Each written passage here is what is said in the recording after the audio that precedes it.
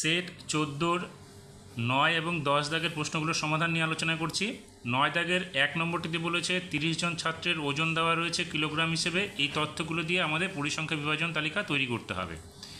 তাহলে আমরা কি করব, এখান থেকে সব থেকে ছোট বা কম ওজনের যে ছাত্র সেটা আমাদের বের করতে হবে। এখানে দেখো, আমরা যদি এই ওজনগুলোকে দেখি তাহলে 32 কেজি হচ্ছে সব থেকে কম ওজনের ছাত্র, আর সব থেকে বেশি ওজনের ছাত্র হচ্ছে 40 কেজি। আমরা কি করব, এইরকম একটি ছক তৈরি করব যেখানে ছাত্রের ওজন সেটাকে কিগ্রাতে দেখাবো, তারপরে ট্যালিমার্ক এবং পরেরটাতে পরিসংখ্যা। এবার আমাদের কি করতে হবে, এই 32 কেজি ওজনের কতজন ছাত্র সেই তথ্যগুলো থেকে আমাদের এখানে বের করতে হবে। দেখো, আমরা যদি দেখি 32 কেজি ওজনের ছাত্র এখানে 1 2, তারপরে আর নেই এখানে, এখানে রয়েছে 3 4, আরেকটা রয়েছে 5, অর্থাৎ 5 জন ছাত্র 32 কেজি ওজনের রয়েছে। তাহলে আমাদেরকে এখানে পরিসংখ্যা বিভাজন যে জায়গাটা রয়েছে, পরিসংখ্যার ঘরে আমাদের এখানে লিখতে হবে 5। ঠিক একইভাবে 33 কেজি ওজনের কতজন ছাত্র রয়েছে সেটা আমাদের এইভাবে একইভাবে খুঁজে বের করতে হবে। তাহলে দেখো, এখানে 33 কেজি ওজনের ছাত্র কতজন রয়েছে, এখানে রয়েছে এখানে 33 কেজি ওজনের ছাত্র এই জায়গাতে নেই, নিচের দিকে থাকলে থাকতে পারে 32, এখানে দেখো 33 কেজি একটা রয়েছে। তার মানে আমাদের পরিসংখ্যার ঘরে 33 কেজি ওজনের ছাত্র এখানে লিখতে হবে 1। এরপরে এইভাবে ক্রমপর্যায়ে আমাদের 34 কেজি ওজনের কতজন ছাত্র আছে সেটা বের করতে হবে। দেখবে তোমরা খুঁজে পাবে 5 জন আছে, তাহলে এখানে আমাকে লিখতে হবে 5। এরপরে 35 জন রয়েছে, 35 জনেরও 35 কেজি ওজনের ছাত্র সংখ্যা দেখবে 5 জন রয়েছে, তাহলে পরিসংখ্যার ঘরে লিখব 5। আর 36 কেজি ওজনের ছাত্র সংখ্যা রয়েছে দেখবে 4 জন, তাহলে এখানে আমরা লিখব 4। 37 কেজি ওজনের ছাত্র সংখ্যা রয়েছে 3 জন, তোমরা এখানে লিখবে 3। আর 38 কেজি ওজনের ছাত্র সংখ্যা রয়েছে 2 জন, তাহলে এখানে লিখবে 2 পরিসংখ্যার ঘরে। ঠিক একইভাবে 39 কেজি ওজনের ছাত্র সংখ্যা রয়েছে 2 জন, তোমরা এখানে পরিসংখ্যার ঘরে 2 লিখবে। এবং 40 কেজি ওজনের ছাত্র সংখ্যা রয়েছে 3 জন, তাহলে এখানে আমরা লিখব 3। এবার আমরা যে এখানে পরিসংখ্যার একটা সংখ্যাগুলো লিখেছি, এই সংখ্যাগুলো কিন্তু যোগ করে আমাদের 30 আনতে হবে, কারণ এখানে 30 জন ছাত্রের ওজন সম্পর্কে দেওয়া রয়েছে তথ্যগুলো। তাহলে এখানে n = 30 আমাদের দেখাতে হবে। যদি 30 হয় এই সংখ্যাগুলোর যোগফল, তবে আমাদের পরিসংখ্যাটা সঠিক হবে। তাহলে দেখো, 5 আর 1 6, 6 আর 5 11, 11 আর 5 16, 16 4 20, 20 আর 3 23, 24 25, 26 27 আর 3 23। তার মানে আমাদের যে যোগফলটা হলো সেটা 30, অর্থাৎ 30 জন ছাত্রের ওজন যেহেতু দেওয়া রয়েছে, আমরা কিন্তু এখানে 30 সংখ্যাটা পেয়ে গেলাম। এবার আমরা কি করব, এখানে ট্যালি মার্ক বসাতে বলেছে, ট্যালি মার্কে এখানে কত রয়েছে 5, তার মানে আমাদের কি করতে হবে, 4টে দাগ দিয়ে ক্রস দাগ দিতে হবে। এটা হয়ে গেল 5। তারপরে 1 আছে, 1-এর জন্য একটা দাগ, 5 আছে, 1 2 3 4 5 হয়ে গেল।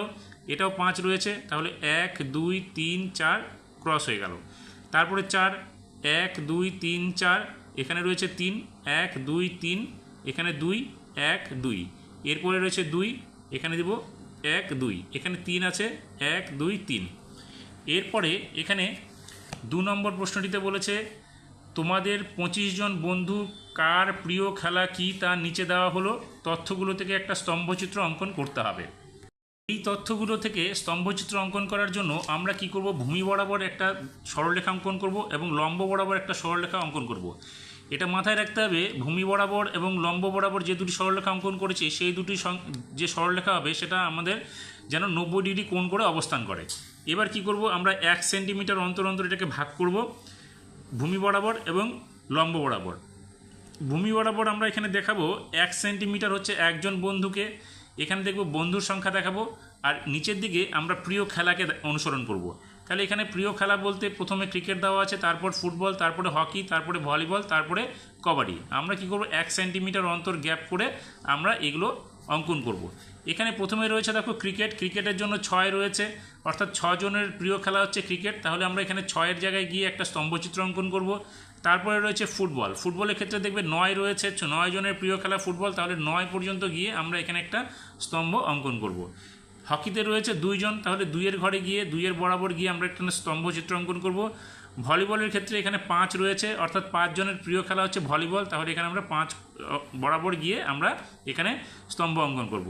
ঠিক একইভাবে কবাডি খেলা প্রিয় রয়েছে 3 জন, তাহলে এখানে আমরা 3-এর সমান করে একটা স্তম্ভচিত্র অঙ্কন করব। এবার 10 দাগের এখানে 1 নম্বর প্রশ্নটাতে সরল করতে বলেছে, এখানে অঙ্কটা রয়েছে। আমরা যদি এটাকে দেখি তাহলে দেখো এখানে আমরা এইভাবে এটাকে সাজাতে পারি, 0.35 তাকে আমরা ব্র্যাকেট দিয়ে স্কোয়ার করতে পারি। ঠিক এটাকেও কিন্তু এরকম করতে পারি, 0.15 তাকেও কিন্তু আমরা স্কোয়ার করতে পারি। আর এই অংশটা যেরকম আছে ঠিক ওইভাবে রেখে দিচ্ছি, 2 গুণ 0.35 গুণ 0.15। এবার এই অঙ্কটা সমাধান করার আগে আমাদের একটা সূত্র যদি আমরা দেখে নিই বা মুখস্থ করে রাখি বা মনে করে রাখি, তাহলে কিন্তু এই অঙ্কটা আমরা খুব সহজেই সমাধান করতে পারবো। সূত্রটা হচ্ছে a plus B whole square equals to a square plus 2ab plus B square, অথবা এটাকে অনেকে এইভাবেও লেখে a square plus B square plus 2ab। এবার দুটো সূত্রর মান কিন্তু একটাই। এবার আমরা দেখি নিচেরটাকে যদি এখানে অনুসরণ করি, তাহলে দেখো a square plus B square plus 2ab, এখানেও দেখো 0.35কে যদি আমরা a ধরি, 0.15কে যদি আমরা b ধরি, তাহলে কি হচ্ছে a square plus B square plus 2ab। তার পরিবর্তে কী হবে, a plus B whole square. তাহলে এখানে a বলতে কাকে, a বলতে 0.35কে আমরা a ধরেছি, তাহলে a প্লাস b বলতে এখানে 0.15কে ধরেছি, তাহলে এখানে 0.15 তার কি হোল স্কোয়ার। এবার সংখ্যা দুটো যোগ করলে কত হবে, এখানে 5 আর 5 যোগ করলে 10, 10-এর 0 হাতে থাকলো 1, 3 আর 1 4, 4 আর হাতের 1 মিল হচ্ছে 5, এখানে দশমিক বসে গেল, এখানে 0 তার স্কোয়ার। এবার এই দশমিকের পরে একটা 0 আছে, এটা কেটে দিলাম, তার মানে কি হচ্ছে 0.5 তার হোল স্কোয়ার হলো। এবার 0.5কে হোল স্কোয়ার মানে কি 0.5কে 0.5 দিয়ে গুণ করতে হবে, অর্থাৎ 5 5 25, তাহলে এখানে আমরা লিখলাম 25। কিন্তু এখানে যেহেতু স্কোয়ার করতে হবে অর্থাৎ বর্গ করতে হবে, তাহলে 1 ঘর পর দশমিক মানে এটা স্কোয়ারটা উঠে গিয়ে এখানে 2 ঘর পর দশমিক হয়ে যাবে, অর্থাৎ 0.25 হবে সংখ্যাটা। এবার 2 নম্বর প্রশ্নটিতে বলেছে সামান্য ভগ্নাংশে পরিণত করে ছোট থেকে বড় করে সাজাও। তাহলে 0.3 তার পরিবর্তে আমরা কি করব, এখানে দশমিকের জন্য 1 নিব, তারপরে একটা ঘরে আছে একটা 0, এখানে হবে 3/10, তাহলে এখানে কি হবে 13/100, এখানে কি হবে 1/10। এখানে দেখো নিচে 100 আছে, কিন্তু এখানে আছে একটি 0, আমরা কি করলাম উপরে আরেকটা 0, নিচেও একটা 0 দিয়ে আমরা কিন্তু 100 করে ফেললাম। এখানে তাহলে 100 হয়ে গেল, কিন্তু এখানে তো 10 রয়েছে, আমরা কি করব উপরে 1 0 দিলাম, নিচেও কি করলাম 1 0, এখানে 0। এবার দেখো 100 ভাগের মধ্যে 30 ভাগ, 100 ভাগের মধ্যে 13 ভাগ, 100 ভাগের মধ্যে 10 ভাগ, তাহলে কে সব থেকে ছোটো, এখানে আমাদের বলেছে কি বড় থেকে ছোট সাজাতে বলছে, তাহলে এখানে সব থেকে বড় কিন্তু 100 ভাগের মধ্যে 30 ভাগ, অর্থাৎ সংখ্যাটা কী হবে এটা।